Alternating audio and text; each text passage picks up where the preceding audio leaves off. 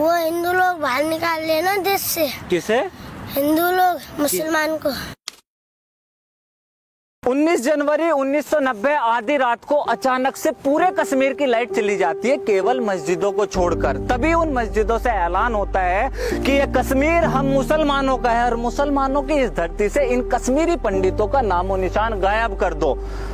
ठीक 2 दिन बाद पूरे कश्मीर से केवल 2 आवाजें आती हैं, गोलियों की, दूसरा बच्ची और औरतों की चीखों की। मुझे बहुत बुरा लगा जब मैंने आसिफा की कहानी सुनी थी। मुझे नींद नहीं आई। मैं पूरी रात ये सोचता रहा कि अपने इस गुस्से को अपने शब्दों में कैसे उतारूं। सुबह लोग सोकर नहीं उठे थे और 5 बजे सड़क पर मैं उस बच्चे के इंसाफ की वीडियो बना रहा था, लेकिन मुझे समझ नहीं आया कि पूरे कश्मीर में उन लाखों हिंदू कश्मीरी पंडितों की जो चीखें थी वो इस सेकुलर भारत को क्यों नहीं सुनाई थी। जिस तरह बाबरी मस्जिद को गिराया गया करोड़ों हिंदू की तरह, मुझे भी वो तरीका सही नहीं लगा। लेकिन जब कश्मीर में हजारों मंदिरों को तोड़कर उनकी दीवारों पे ये लिख दिया गया कि यहाँ एक बार पेशाब जरूर करें, हजारों मंदिरों पर सेकुलर भारत में सेकुलर सरकार के सामने किसी को कोई फर्क नहीं पड़ा।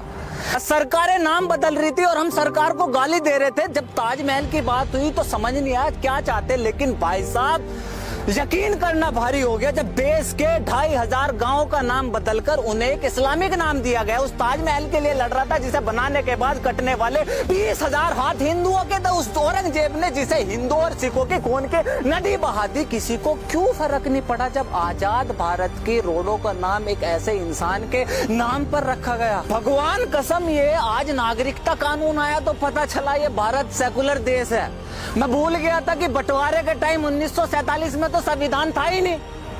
ये हिंदू ही भाई थे जिन्होंने कहा था कि मुसलमान भी हमारे भाई है, जो इस देश में रहना चाहता है वो रह सकता है। आज उसी हिंदू से ये पूछा जा रहा है, भाई साहब ये हिंदुस्तान का तेरे बाप का है। पहले बाबर, फिर हुमायूं, फिर अकबर, जहांगीर, शाहजहां, औरंगजेब, उसके बाद अंग्रेज, उसके बाद बंटवारा, उसके बाद इन राजनीतिक पार्टियों की 70 साल की नीतियों ने इस देश के हिंदुओं के चुत्तड़ मारने के अलावा और कुछ नहीं करा। और अब मुझे कोई ये समझाएगा कि इस CAA और NRC में किसी भी हिंदू का क्या लेना देना है। सबसे पहले तो बहन का टोपा, ये नागरिकता कानून है क्या? मुसलमानों को छोड़कर बंटवारे के समय पाकिस्तान, अफगानिस्तान और बाद में बांग्लादेश में भारत का जो भी नागरिक रह गया था, बाद में प्रताड़ित हुए, जान बचाकर भारत वापस आ गए। आज 70 साल बाद उसे भारत की नागरिकता दी जा रही है। चूंकि इन 3 देशों में भारत के मुसलमान नहीं रहते, इसलिए इस कानून से मुसलमानों को बाहर रखा गया है। लेकिन सवाल यह है कि सरकार CAA कानून ला क्यों रही है? वेस्ट की दुनिया मुसलमानों को एक रेडिकल इस्लाम और आतंकवाद की नजर से देखती है, लेकिन केवल एक भारत का ही मुसलमान ऐसा है जिसे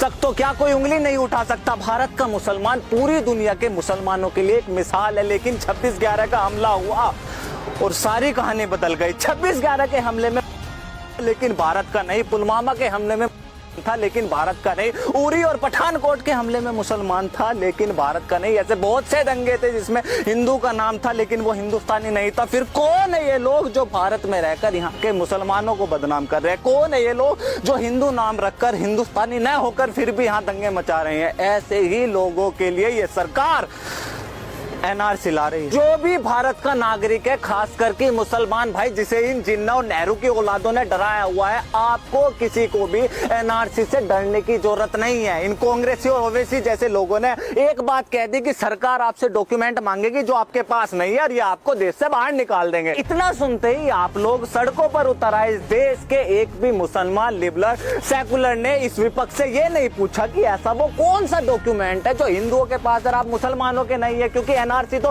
हिंदुओं पर भी लागू होगा। 70 साल तक इस सरकार ने गरीबी हटाओ, देश बचाओ का नारा दिया। 70 साल तक अपने आप को एक मुसलमानों की सरकार बताई और आज 70 साल बाद यही सरकार मुसलमानों कह रही है कि आप पे एक ऐसा दस्तावेज नहीं है जो आप अपनी नागरिकता साबित कर दो। ऐसे पाखंडी घुसपैठी सरकारों पर आप सड़क पर आ रहे हैं। मुझे पता है ये गुस्सा बहुत सारी चीजों का है। गरीब को घर घर में बिजली, चूल्हे की जगह सिलेंडर, सभी को बैंक खाते, गांव में सुविधा, व्यापारियों को GST, किसानों को सब्सिडी और देश को सही मायने में कश्मीर। मुझे पता है गुस्सा किन चीजों का है। सबसे पहले तो CAA इस देश के किसी भी मुसलमान की नागरिकता नहीं छीनता। दूसरा, हर देश का अपने एक रजिस्टर होता है जिसमें उस देश के नागरिकों के नाम होते हैं। उस रजिस्टर को देश का NRC रजिस्टर बोलते हैं। NRC केवल मुसलमानों के लिए नहीं बल्कि देश के हर एक नागरिक के लिए। तीसरा, अभी सरकार ने इस देश में एनआरसी लागू नहीं किया। कौन से दस्तावेज लिए जाएंगे, कितने साल पुराने होंगे, लाइन लगेगी या नहीं लगेगी, कितना खर्च आएगा, अभी तो सरकार ने इन सब चीजों का जिक्र ही नहीं करा। जो चीज अभी आई नहीं, लागू नहीं हुई, दिशा निर्देश नहीं मिले, उस चीज के लिए पिछले 10 दिन से इस पूरे देश में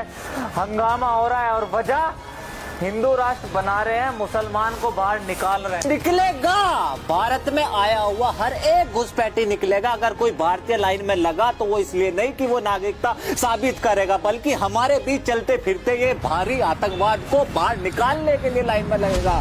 और लाइन में लगने का डर उसे होता है जो तारों के नीचे से आते हैं। मैं वो हिंदू हूँ जिसकी माँ संघ की आवाज पर उठती और अजान पर घर में रोशनी करती है। मैं वही हिंदू हूँ जिसे आप पूछ रहे थे कि हिंदुस्तान क्या तेरे बाप का है।